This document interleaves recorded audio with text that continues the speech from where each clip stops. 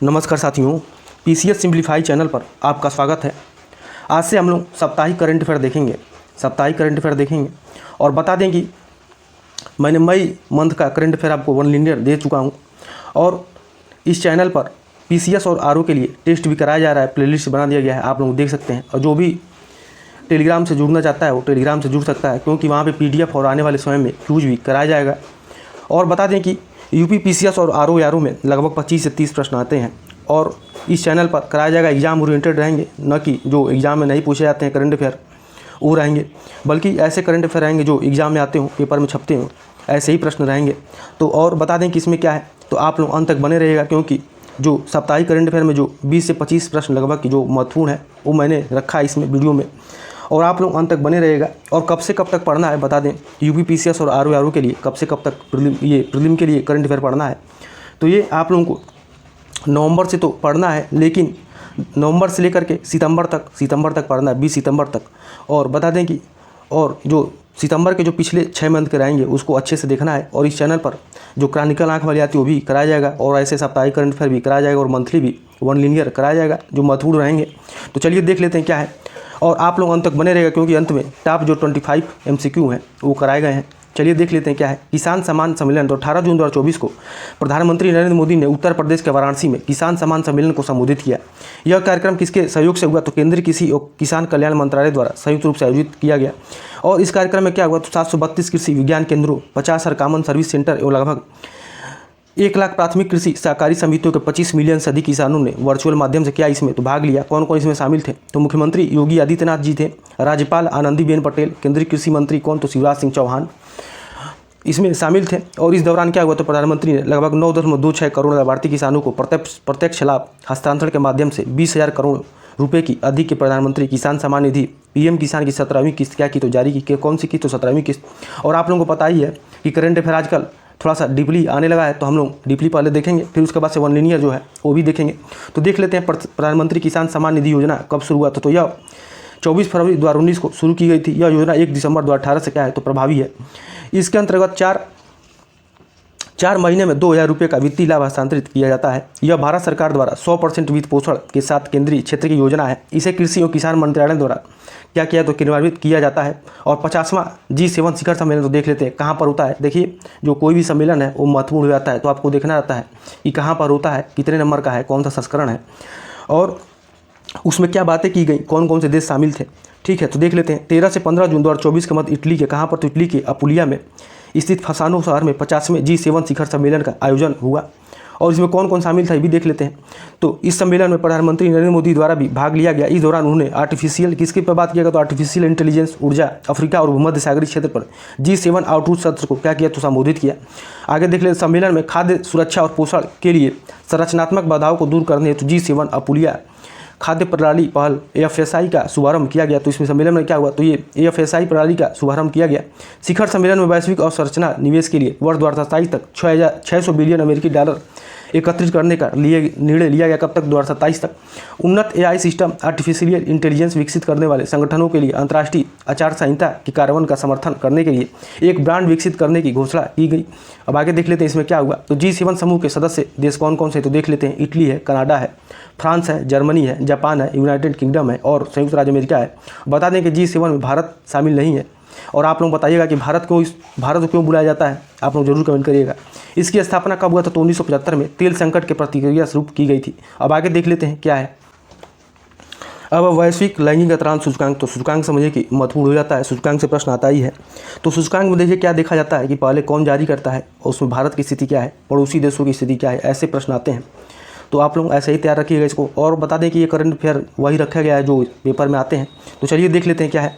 12 जून 2024 को विश्व आर्थिक मंच द्वारा किसके द्वारा जारी किया जाता है, तो वैश्विक लैंगिक अंतराल सूचकांक किसके द्वारा जारी किया, तो विश्व आर्थिक मंच द्वारा जारी किया जाता है। जो वैश्विक लैंगिक अंतराल सूचकांक 2024 में भारत 2 स्थान फिसल कर 129वें स्थान पर पहुंच गया है।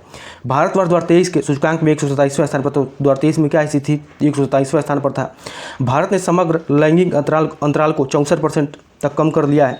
वैश्विक स्तर पर देखें तो आइसलैंड लगातार 15वें इस सूचकांक क्या है तो शीर्ष स्थान पर है, जबकि सूडान अंतिम स्थान पर रहा। सूचकांक में भारत के पड़ोसी देशों की स्थिति देखें तो बांग्लादेश को 99, वही चीन 106वें स्थान पर, नेपाल को 117वें स्थान पर, वही श्रीलंका को 122वें स्थान पर, भूटान को 124वें और पाकिस्तान को 145वें स्थान पर रखा गया है। Bharat Bangladesh, Sudan, Iran, Pakistan, Morocco के साथ आर्थिक क्षमता के न्यूनतम स्तर वाली अर्थव्यवस्थाओं में शामिल है।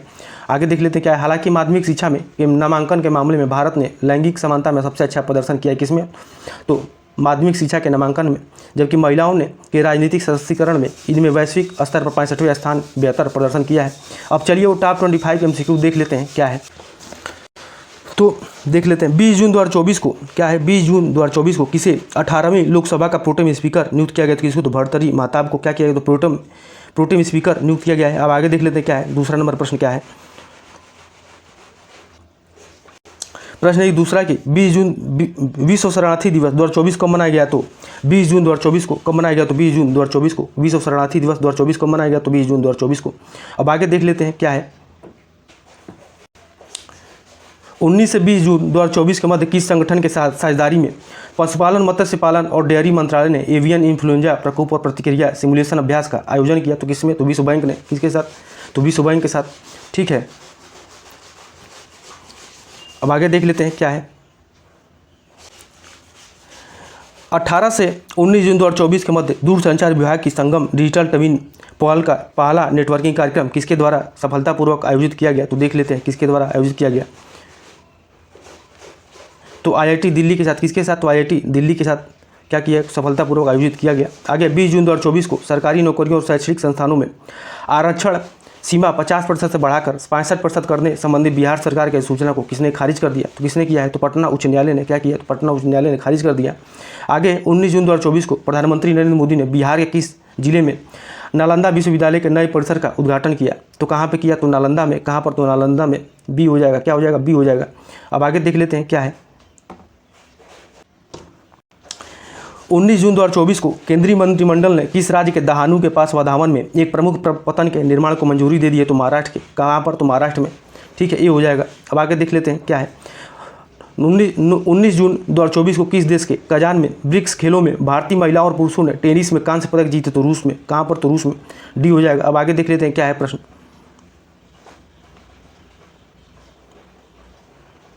19 जून 2024 को सिरिल रामाफोसा ने किस देश के राष्ट्रपति के रूप में दूसरे कार्यकाल के रूप में शपथ लिया तो कहाँ के तो दक्षिण अफ्रीका के। तो क्या हो जाएगा सी हो जाएगा। 9 का सी हो जाएगा। अब आगे देख लेते हैं क्या है। गिद्धों के एशियन किंग प्रजाति के लिए विश्व का पहला संरक्षण और प्रजनन केंद्र उत्तर प्रदेश के किस जिले में खोला जाएगा तो कहाँ पर तो महाराजगंज में। कहाँ पर तो महाराजगंज में, यूपी के महाराजगंज में। तो क्या हो जाएगा ये हो जाएगा आंसर इसका।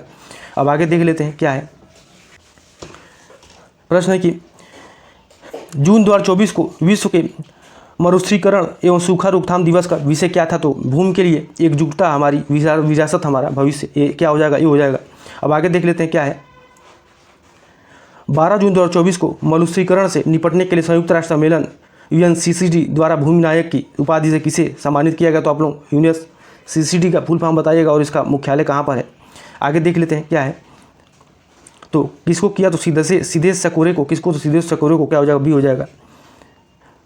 इनको क्या दिया गया तो 12 जून 2024 को मरुस्थलीकरण से निपटने के लिए संयुक्त राष्ट्र सम्मेलन द्वारा भूमि नायक की उपाधि किसे सम्मानित किया गया तो सिद्धेश सकौरे को। 16 जून 2024 को ऑस्ट्रेलियन ओपन बैडमिंटन चैंपियनशिप में पुरुष एकल का खिताब किसने जीता तो किसने जीता है तो ली जी जिया ने। किसने जीता है तो ली जी जिया ने जीता है तो सी हो जाएगा। अब आगे देख लेते हैं क्या है। 16 जून 2024 को संसद भवन परिसर में नवनिर्मित प्रेरणा स्थल का उद्घाटन किसके द्वारा किया गया तो भारत के उपराष्ट्रपति के द्वारा। 15 से 16 जून 2024 के मध्य यूक्रेन पर शांति शिखर सम्मेलन की मेजबानी किस शहर में की गई तो कहाँ पर किया गया तो बर्गस्टान स्विट्जरलैंड में। कहाँ पर तो बर्गस्टान स्विट्जरलैंड भी हो जाएगा। अब आगे देख लेते हैं क्या है। 14 जून 2024 को प्रधानमंत्री नरेंद्र मोदी ने किस देश में आयोजित G7 शिखर सम्मेलन में आउटरीच सत्र को संबोधित किया तो कहाँ पर तो इटली में। कहाँ पर तो इटली में। विश्व रक्तदाता दिवस 2024 कब मनाया गया तो कब मनाया गया तो 12 जून 14 जून 2024 को। कब मनाया गया तो 14 जून 2024 को। सी हो जाएगा। अब आगे देख लेते हैं क्या है। राष्ट्रपति श्रीमती द्रौपदी मुर्मू ने राष्ट्रपति भवन में आयोजित राज्य पर्व समारोह में भाग लिया। राज्य पर्व मुख्यतः किस राज्य में मनाया जाता है तो कहाँ पर मनाया जाता है तो ये उड़ीसा में मनाया जाता है। राज्य पर्व कहाँ मनाया जाता है तो उड़ीसा में। राज्य पर्व उड़ीसा में मनाया जाता है। ठीक है, अब आगे देख लेते हैं क्या है। हाल ही में राष्ट्रीय अपराध रिकॉर्ड ब्यूरो द्वारा लॉन्च किए गए मोबाइल ऐप का नाम क्या है।